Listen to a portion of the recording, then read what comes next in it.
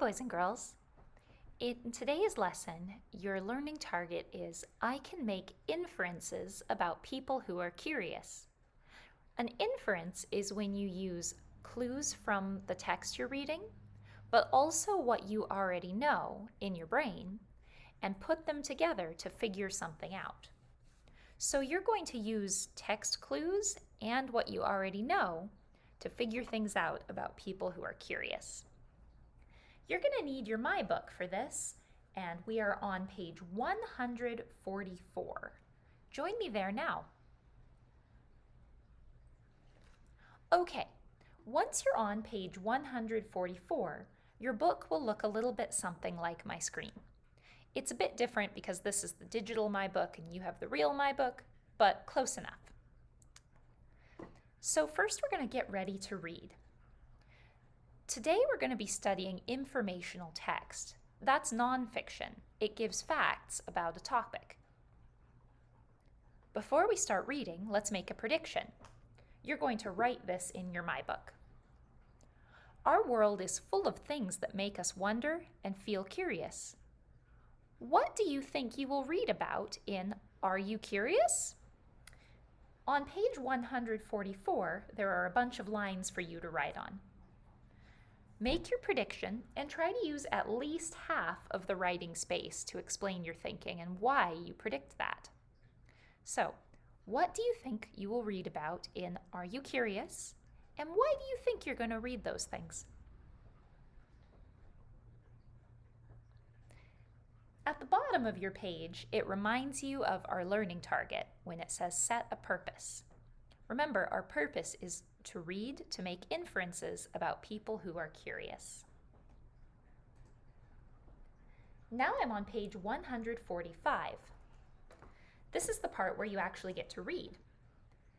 As you read, mark important ideas with a star and underline words that help you understand what curious means. I'll let you read this part on your own.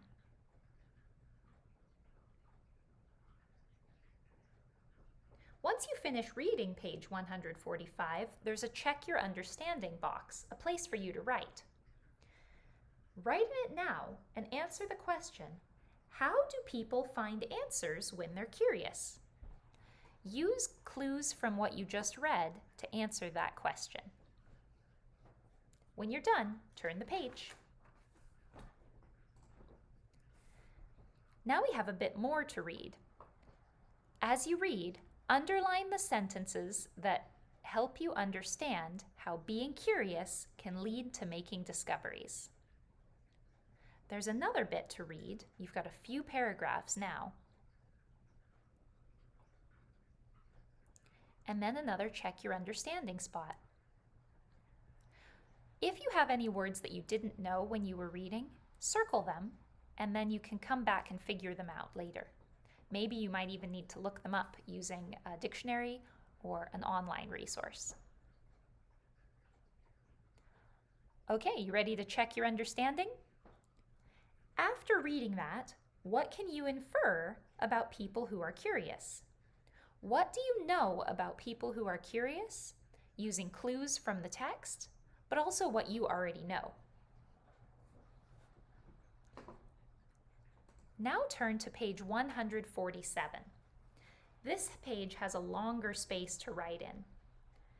You're going to write your rough draft in your My Book on this page, page 147, and then you're going to make a Google Doc and type it. You'll turn in the typed part of just this. If you have any questions about that, come to office hours and I'll help you get going. So the longer piece of writing you're doing here, the strong paragraph, is answering the question, what makes you a curious person?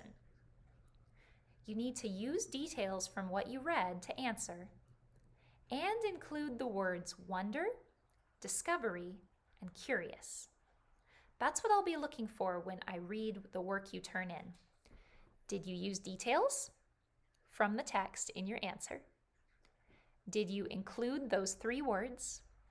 And as always, do you have correct capitals and periods in your writing? Those are the 3 things you'll have to do to get your points for this assignment.